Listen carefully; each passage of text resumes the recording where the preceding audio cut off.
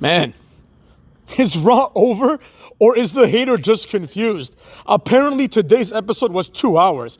I thought it was 3 and I was fast forwarding like a mug trying to finish before 11. And when I did, I was like, oh, wait a second, there's 15 minutes left of Raw. Why is this like over? You know what I mean? I assumed that my stream ended, then I went to live TV and something called The Anonymous was playing. You know what I mean? But anyways, I digress. 2 hours, but 2 hours of garbage. Let's get to it. Raw review, you know what that means. It's Monday night. I'm outside, which can only mean one thing, and that is Hater Outdoors. Now let's get to it, Cucks. It's really quite straightforward as to how bad this show was, but we're gonna go by it segment by segment. The first caveat that I want to mention is that absolutely nothing that happened on the pay-per-view, the PLE, none of that stuff had any bearing on anything that we saw today, right? It was basically an entirely different cast of people that showed up today, right? There was like zero overlap. So it's like if you watched Bad Blood, you wouldn't know this is the same show unless they told you, right? The only exception is the show opens up with CM Punk coming out, right? The entire feud between him and Drew McIntyre, in my opinion, even if it was good, which I thought it was mid, has been ruined by this promo, right? The entire feud was predicated on Drew McIntyre and CM Punk wanting to end each other's careers. CM Punk several weeks ago said, I've got a lot more matches left in me, and now he's like, I think I'm done, basically, right? He starts thanking his fans. It was really weird. It's like you'd think that he's the guy that lost. You know, he didn't feel like a winner, right? This was unprecedented. You know what I mean? If this is what you're going to do, just don't show up.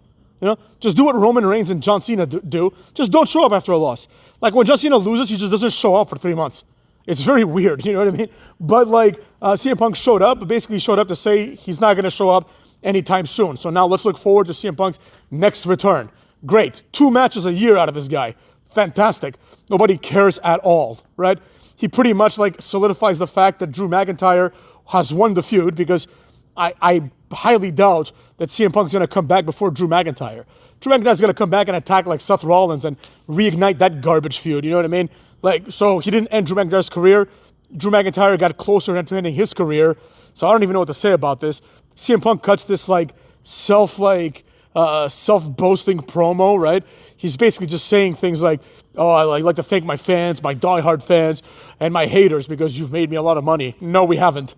There's not 1 cent that CM Punk has made off of me. 0. You know what I mean? I couldn't give a shit if he's there or not. A lot of people just don't like him because he's a whiny little bitch. But you know what? This entire promo, I kept thinking, if I knew CM Punk personally, I swear to God, if I knew this guy and I wanted to, not that I would, because I'm not a cruel person, but if I wanted to, I would have this guy questioning everything about himself. I think if you say the right 4 sentences to CM Punk, it's gonna completely crush his very feeble worldview. He really thinks he's this great wrestler. He thinks he's this great entertainer. He doesn't understand that everything that he has is 100% a byproduct of luck, right?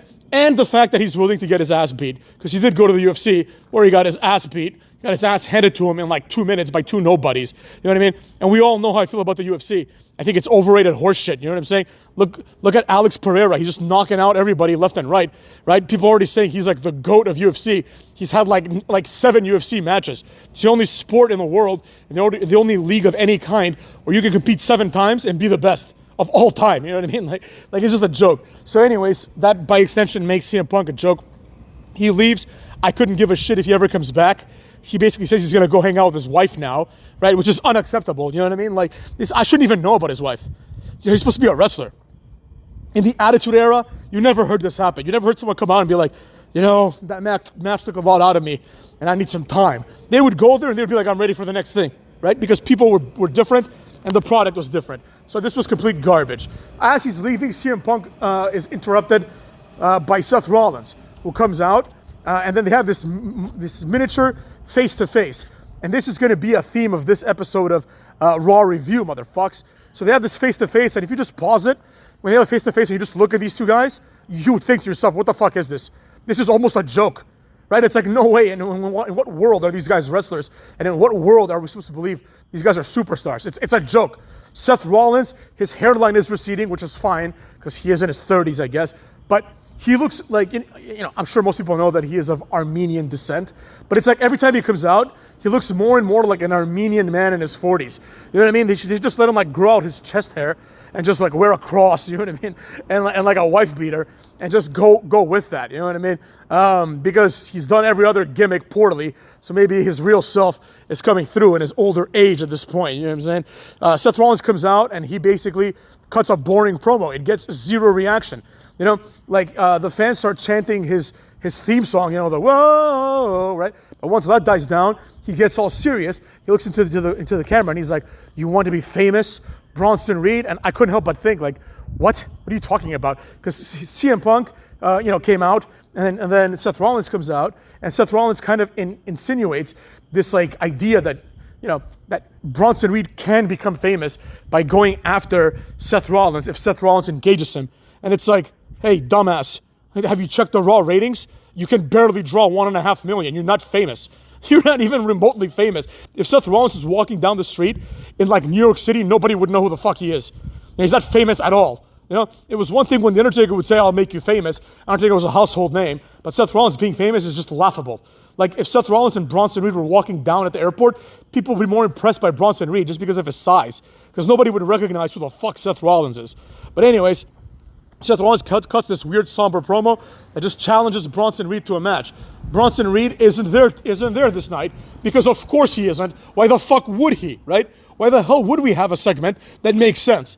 We have to wait 3 weeks for them to have their first face-to-face. That's what's going to happen. Next week, Bronson Reed's going to be there, but Seth Rollins won't be. Then the third week, they'll be there, but they'll be pulled apart. The fourth week, they'll have a contract signing, and the fifth week, they'll have a meaningless match. This is the format. It would have been much better if Bronson Reed followed through. And as Seth Rollins was cutting this cringy, boring promo that elicited zero reactions, Bronson Reed just appeared behind him, just plowed through him, 6 more tsunamis. You know what I mean? That's what I would have liked to see. As a matter of fact, the entire Bronson Reed character, in my opinion, it's done now, right? You have to strike while the iron is hot. You can't just like bury this guy by having Seth Rollins basically cost him the match last week, and then he doesn't show up this week. What? You know what I'm saying? I thought the whole point of the Bronson Reed turn was that he's now going to take himself seriously and show up and break necks. But he doesn't even show up. He's not there. Oh, word? Then I don't give a fuck about him anymore. What do you think of them apples? You know what I mean? So as this boring-ass promo ends, Jey Uso comes out and he has another face-to-face, a mini face-to-face with Seth Rollins. So what's happening here is the stars are coming out in descending order of stardom, right? So you have CM Punk, who at the very least, was famous for a while, you know what I mean? Like, he did go to the UFC. He is like not a household name, but like, he is like a long-term wrestler that people know of. Then Seth Rollins, who's levels below him in terms of recognizability, comes out, and then Jey Uso, who literally nobody would recognize, comes out. And then after this, to make matters even worse, Kofi Kingston and Xavier Woods come out. I'm liking this Xavier Woods thing, but it's basically Xavier versus Jey for the Intercontinental title. Basically, Xavier loses, and Kofi Kingston goes and gives like a high five to Jey Uso, right? This is really weird. Xavier Woods is justifiably angry. When has this ever happened before? Like, this is like the first time I've seen this, where like 2 people come out, right? One of them is part of a tag team, so he has his buddy there, and then the buddy goes and shakes hands with the opponent. Like, you never see this before. This is very weird, right? So Xavier Woods is completely justified. Then Braun Breaker comes out, because why the fuck wouldn't he? And he spears Jey Uso, basically ruining everything that happened last week. Now, as far as your boy is concerned, I don't care if Braun Breaker. Sorry, it's hard to keep track of these Brawns. I don't care if Braun Breaker is a face or a heel. It makes no difference to me. But it's like, if he's gonna spear Jey Uso, why would he last week say, "Hey, I respect you," right? What? And the answer is, we all know the answer. The answer is because Triple H wants to milk 2 segments out of this instead of 1, right? So he spears him. Kofi Kingston is like, "I'm gonna go help." Xavier's like, "What are you doing? Why would you? It's none of our business." So Kofi Kingston goes in there, he gets his ass speared, and then he rolls out of the ring. Bronson Reed comes out and spears Xavier too. Now, like, I did enjoy this for a number of reasons, but these were probably, and this is how you know the hater is objective. The hater says it like it is. These were probably the 3 worst spears of all time. They were horrible spears. You know what I mean? Like, it's like, if you were to rank the top 5 worst spears, ever, I think these three would be like the top three. They were garbage. They looked like shit. You know what I mean? Like, he does a spear. He's trying to do it like Goldberg, but he's not big enough to do it like Goldberg to make it look as convincing. So it just sometimes looks shitty. Sometimes it looks good, but this time, the spear looked like shit. So he speared them and he leaves, right? Then we have some interview girl trying to get an interview with Braun Breaker, right? And he doesn't say anything. And the interview girl's like, what the fuck? Why won't anyone talk to me? A completely justifiable position to take. You know what I mean? And quite honestly, like, I personally agree very much with it, right? It's like, I don't even know why this girl has a job. Like, nobody talks anymore. Like, nobody cuts promos backstage anymore. And if they do, they're saying the same three things. I'm gonna win, I'm a monster amongst men, or whatever the fuck their catchphrase is, and that's it. Nobody cared a lot here, at all, I should say. This wasn't a good segment, nobody liked it. Let's move on. What was next up in this bitch? Then we have another PFR trailer on the screen. Apparently in Viking runes, PFR, or it looks like PFR, are 3 Viking alphabet letters that if you convert them to English, it's WAR, which is, of course, war, which means the War Raiders are coming back for absolutely no reason. The War Raiders are a garbage tag team at this point. Nobody cares about them, like, at all, right? They're never going to get over. It's a waste of time. They're going to come, they're going to beat 3 tag teams in a row, and then eventually they're going to end up like the Good Brothers. We've seen this song and dance before. Nobody cares at all. But what are you going to do? That's how it is. Apparently something happened. Someone told me about this, but I forgot. Kevin Owens and Cody Rhodes had like a moment after Bad Blood, I guess. Like, Kevin Owens beat him up, and nobody cares about this at all. Cody Rhodes is here for some reason. The justification of it is that he's here to, like, scout his competition. Like, shut the fuck up, you know what I mean? But it was not good. Then we have, they have, like, Karrion Kross talking to Miz, and then there was definitely some sort of, like, technical difficulty type thing. And it's the Wyatt Six. I guess they're going to go after Karrion Kross now, which really validates what I've been saying this whole time, that the Wyatt Six are an undercard jobber act, right? If the next feud for the Wyatt Six is Karrion Kross, then I think we've already established that these guys are pre-show nobodies, right? This would be like if a big faction, just started in like the year 1999 or 2000, and their first feud was with Kai and Tai. Karrion Kross and the people in Karrion Kross' stable are basically Kai and Tai. They are complete jobbers. Like, they are undercard jobbers. They're not even mid-carders. Like, Karrion Kross is probably the lowest in the card. Like, I don't think there's anybody lower in the card than Karrion Kross. So all my predictions about him being a jobber were completely 100% correct. This guy is the worst guy on the card. Like, if they do the draft tomorrow, he will get drafted last in the supplemental draft. This guy's just crap. I don't even know why he's there. And the Miz being there, like, kind of like, being associated with these jobbers is a problem, right? Him and the Miz, Karrion Kross and the Miz are going to have a match. Maybe the Wyatt Six won't go after them. I don't know, but it's like, who are they going to go after anyways? Then we've got Sheamus versus Pete Dunne. This match was a complete and utter burial of Pete Dunne, which is exactly what should have happened. Pete Dunne is not a serious wrestler. Pete Dunne is not a serious entertainer. Pete Dunne doesn't take himself seriously at all. Pete Dunne is a jobber. Pete Dunne has nothing to offer, let's be honest. He has like way too long of hair, right? His hair is like girl long, it's weird. He's boring in every way, shape, and form, right? He can do some pretty cool moves sometimes, but his whole shtick is like over now, Like the whole grabbing the fingers and splitting them apart, that shit's over now. Pete Dunne is just a small guy who's never gonna make it. You know what I mean? Like, I hope he has a long WWE career so he can get paid, but he's never going to be a star of any sort. That ship has sailed. It's just like when they had Tyler Bate, and he was like the first NXT UK champion. We were like, this guy's future's ahead of him. He's only like 22 or whatever, right? And now he's like in his late 20s, and in the last 10 years, he's done fucking nothing. It's the same thing with Pete Dunne. It's like, just fire these guys already.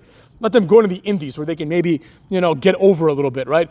But basically, this match was stylized as like a pub fight. So they had all this like pub decoration shit all over the ring, right? Or all over a ring set, I should say. There was a part where Sheamus does like the 10 beats of the Bowdrin, or what the hell's a Bowdrin, by the way? Anyways, he does the 10 beats on top of these barrels, and like Pete Dunne has like a shillelagh like on his back, and his arms are behind it, right? And then the new announcer guy, Tessitore or whatever, he's like, oh, like Pete Dunne's arms are locked in. No, they're not. Everyone can just move their arms back and let the shillelagh fall. He's holding the shillelagh there. He's actually exerting effort. This is really stupid, right? Then eventually Pete Dunne gets the upper hand, gets some zip ties, and ties Sheamus' hands behind him. But despite this, Sheamus does like basically the bro kick, but like with the knee, you know? Then he does the real bro kick and pins this jobber completely, right? So as far as I'm concerned, Pete Dunne can never be taken seriously again. Pete Dunne is a guy that lost to Sheamus who had both arms tied behind his back. So I don't want to hear how Pete Dunne's going to get a push, right? And Pete Dunne beat Trick Williams, so by the transitive property, Trick Williams is also a jobber now. I don't care. And by the way, really quick about Trick Williams, right? A lot of people are like, oh, he's the NXT champion. Oh, yeah, I know he's going to be a star. Like, you people are just new to the game, right? You're new to the game.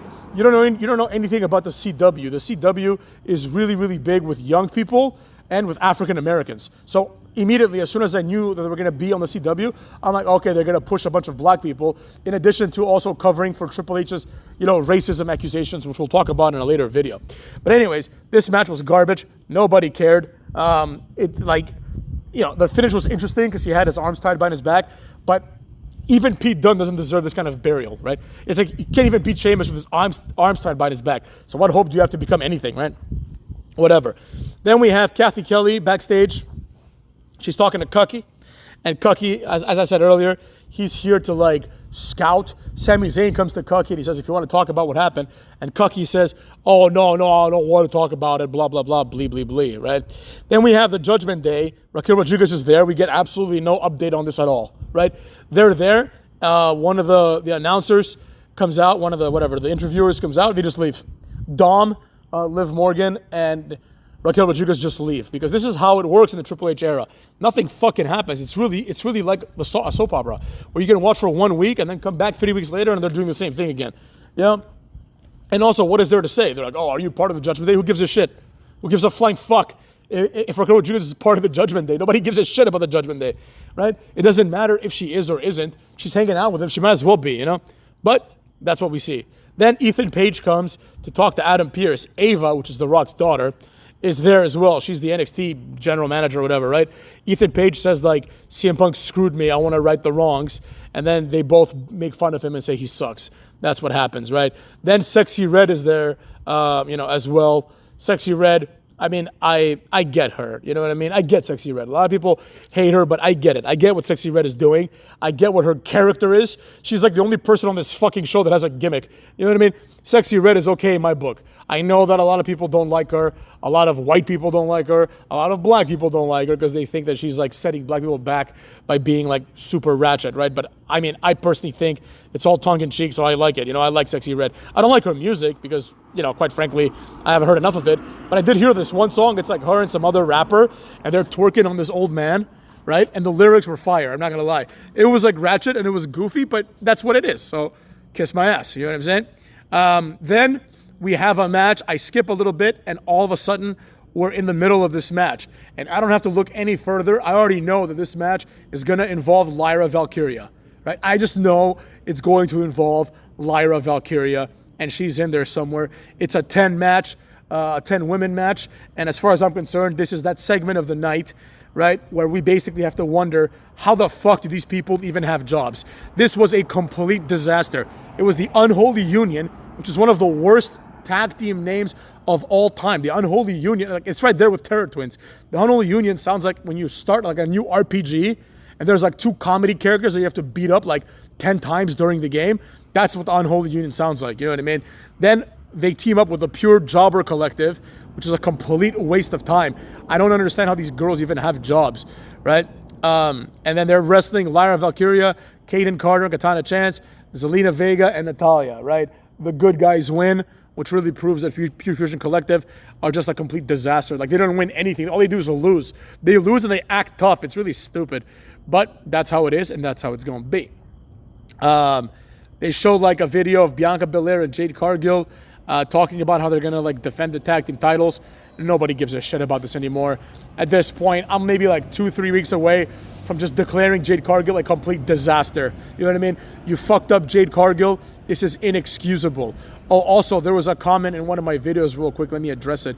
People were like, oh, this guy's inconsistent because I said, here's what I said. I said Jade Cargill is masculine, right, in terms of her build, but she's still more feminine than most of the divas. And people are like, that doesn't make sense. That's contradictory. No, it isn't. think about it very, very quickly and understand that those two things are not mutually exclusive, right? And I said Jade Cargill is attractive, but she's not that attractive, right? She's attractive compared to like the people they surround her with, right? But she's not fucking Lita or Trish Stratus or Tori Wilson or Stacy Keibler. Ain't no way. Are you kidding me? You know what I mean? So these people just don't understand. Some of the people that watch my videos I know are not like the smartest, but it is what it is. Next up, we have Gunther versus Sami Zayn, right? This match is a complete waste of time. Obviously, Gunther is going to win. Before this match, I should note this, right? There was a segment before this match where they showed the poster of whatever, Crown Jewel, right? And they've already printed it out, so that's all you need to know. And it shows like fucking Nia Jax and Liv Morgan and Cookie Rhodes and Gunther, right? Then, this is like the cringiest thing ever. Then like Wade Barrett or Tessa Torre say like, but this could change. And if Sami Zayn wins, and then, I can't believe someone okayed this. They show the same poster, and they remove Gunther's face, and they put Sami Zayn's face in there. And even though Gunther is not a star by any means, when they put Sami Zayn's face on there, you're like, this is the worst poster of all time. Sami Zayn is ugly, motherfucks. I'm sorry to say it. He's ugly. You know what I mean? And him being on a poster is just like, what the fuck? Next to him is Cody Rhodes, who, although Cody Rhodes is a cuck, he's still a good-looking guy. You know what I mean? And you're like, what the fuck is this? It's like, is Cody Rhodes fighting Quasimodo? Are you kidding me? What the fuck is this? It was just stupid. And they have like this horrible picture, because Sami Zayn's not like the ugliest guy in the world, but they have this picture where he just looks like a jobber. Like, go look it up. I'll probably post it on like YouTube at some point, right? It's just so bad. And I'm like, all right, absolutely zero chance of this happening. Gunther does his boring ass moves. Gunther has like the white man's Samoan moveset, if you will, right? You know how I always say the Samoans have a Samoan moveset? Gunther has the SmackDown 1, like the WWF SmackDown for PS1 moveset. He's got a power bomb. He's got a slam. He does a sleeper hold. These are all moves that were big in like the 70s. You know, these are the moves that like George Hackenschmidt would do on like Vern Gagne. You know what I mean? Like, what the fuck are you talking about, right? So this was a complete disaster. Gunther wins with the sleeper hold, thereby burying Sami Zayn even further. I could give a flying fuck. Gunther walks up the ramp, Cucky comes out, and Cucky pretty much stares him down. And that's the end of that. Nobody gave a shit. This is one of the worst episodes of Raw that I've ever seen in my life. It was 2 hours, so I guess that was a bit merciful, because that gives the haters several minutes to get ready to play some Silent Hill remake tonight, you know, on PS5. So with all that being said, cuckwads, I am not looking forward to the next episode of Raw, or to be honest, I don't give a shit what happens at Crown Jewel. I don't care at all. Like, this new belt is meaningless, you know? It's like that time when they had like a Crown Jewel event or another Saudi event, and they had like Braun Strowman win like the biggest Royal Rumble of all time, because like the Saudis, you know, they want to do these like big things, and I get that, but it's like, just because you called it big doesn't mean that it's a big deal. like they had it's funny, man. All the Saudi events are funny. They have this stupid ass like Braun Strowman Royal Rumble win. You know, it's not even a Royal Rumble. He just gets like a green title. Then they have like the best in the world tournament where like Shane McMahon wins. You know what I mean? Like, which was like nobody gave a shit about. They had like the best tag team in the world tournament where like Luke Gallows and fucking Carl Anderson won. Nobody gave a shit. Then they had like the Al-Tawari like a few years ago or last year. They're like, oh, here's like the Al-Tawari trophy. Michael Cole had to be forced to say the prestigious Al-Tawari or Al-Tawaki, like, you know, trophy that nobody fucking wants. You know what I mean? A complete disaster. Nobody gives a shit about any of this. I can't wait till this shit's over so we can get the Survivor Series. And honestly, at this point, this has to be one of the worst years in wrestling history. I'm not entertained at all, and I don't care what anyone says. Neither are you. You couldn't have been entertained by this episode because it was 2 hours, and we had, what, like 3 matches? You know what I mean? Like 3-4 matches maybe in 1 hour, and everything else was just like a recap of what happened at more interesting shows, you know? So, complete disaster. I didn't enjoy it. I don't think anybody did. So with that being said, Cucks, this has been Raw Review. I mean, yeah, if you enjoyed it, I'm sorry, motherfuckers. I don't get it at all, Cucks.